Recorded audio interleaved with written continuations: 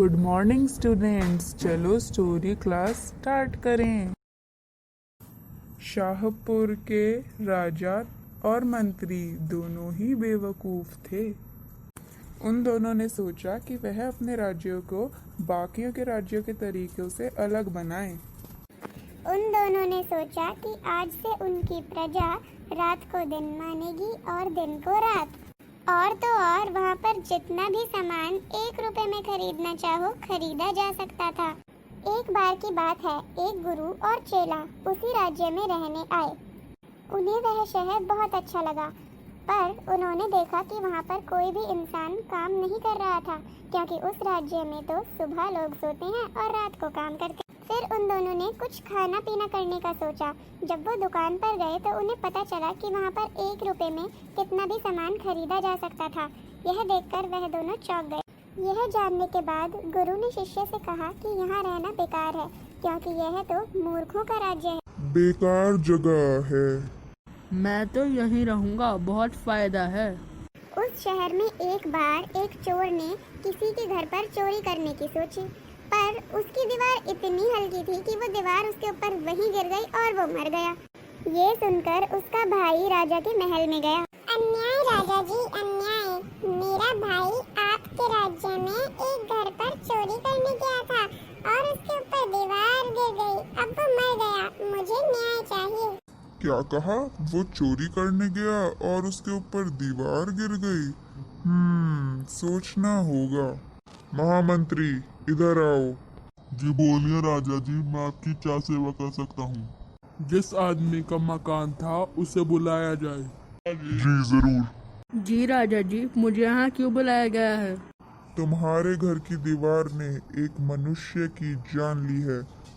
गुस्ताखी माफ हो राजा जी, पर वो दीवार मैंने तो नहीं बनाई थी। महाराज, गलती तो उसकी है जिसने दीवार बनाई। दीवार बनाने वाले को बुलाया जाए। जिसने दीवार बनाई उसे मैं जानता हूँ, वो मेरे घर के पास ही रहता है, पर अब वो बूढ़ा हो चुका है, क्योंकि वो दीवार तो मेरे पिताजी ने बनवाई थी। जी राजा जी, मैंने ही कुछ सालों पहले ये दीवार बनाई थी। ये कैसी दीवार बनाई थी तुमने? उस दीवार से इस लड़के का भाई मारा गया।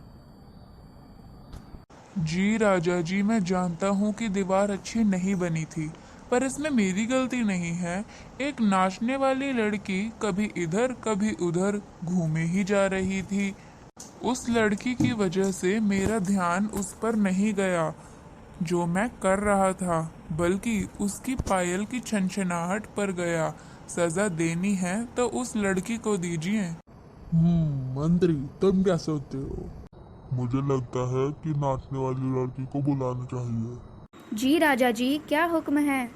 जब यह दीवार बना रहा था तो तुम इधर उधर गली में दौड़ रही थी, जिसकी वजह से ये दीवार सही से नहीं बना पाया और एक मासूम चोर मारा गया। मैं जानती थी असल में हुआ क्या था। मैं इधर उधर इसलिए दौड़ रही थी क्योंकि मैंने एक सुनहार को अपने लिए सोने का हार बनाने के लिए कहा था। वो सुनहार बहुत आलसी था, इसलिए वो मुझे कह रहा था आज बना दूंगा, बाद में बना दूंगा। इसलिए मुझे इधर उधर जाना पड़ा और इसलिए इस आदमी का ध्यान भटक गया। इसमें मेरी गलती नहीं है।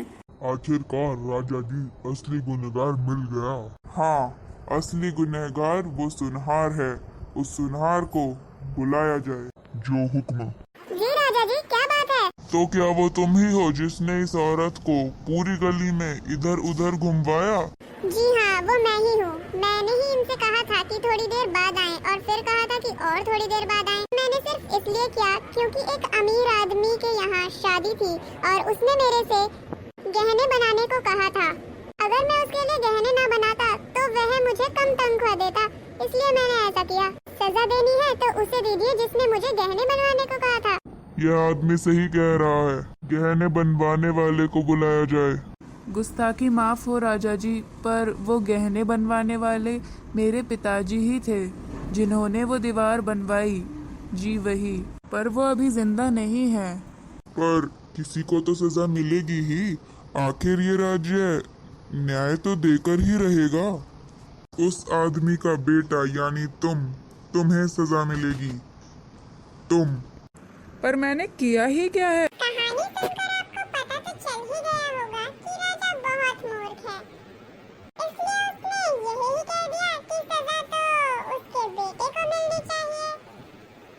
उसने दीवार बनवाई है तो राजा ने फैसला कर लिया कि उसी को सजा मिलेगी। पुराने जमाने में एक मशीन का इस्तेमाल होता था जिसे गुलेटाइन कहते थे। राजा और मंत्री ने फैसला किया कि उस आदमी को गुलेटाइन कर दिया जाएगा, पर वो मशीन कुछ ऐसी थी कि वो उसमें फिट आ ही नहीं पाया। अब राजा और मंत्री क्या करते? वो दोनों बेवकूफ तो थे ही, तो उन्होंने यह सोच लिया कि किसी हट्टे कट्टे मोटे आदमी को उस मशीन में डालकर सजा दे दी जाए, चाहे उनकी कोई गलती हो या ना हो। मुझे लगता है किसी हट्टे कट्टे आदमी लेकर उसे गुलेटाइन कर देना चाहिए। जी हाँ, मैं अभी सिपाहियों को भेजता हूँ और किसी हट्टे कट्टे आदमी को ढूंढ कर लाता हूँ। आप उसे सजा दे देना। हाँ भाई, हमारा काम तो सजा देना है, दोषी या नादोषी हमें क्या लेना। आपने देखा राजा और मंत्री की बेवकूफी। तो अब मंत्री ने सिपाहियों से कहा कि जाओ और एक हट्टा कट्टा आदमी लेकर आओ। आपको जानकर हैरानी होगी कि वो हट्टा कट्टा आदमी कौन था। जी हाँ, वो वही था, वो शिष्य जिसने गुरु से कहा था कि मैं तो इसी राज्य में रहूंगा। उसे अपनी इस गलती की सजा मिलने ही वाली। उसे बुला लिया गया और कहा कि अब सजा तुम्हें दी जाएगी। पर राजा जी, मैंने किया क्या है? मेरी क्या गलती है अगर मैं हट्टा कट्टा हूँ? आपका शहर ही बेवकूफ़ों का शहर है। मेरे गुरुजी ने सही कहा था, मुझे यहाँ नहीं रहना चाहिए था। चुप रह मूर्ख, तुझे सजा जरूर मिलेगी।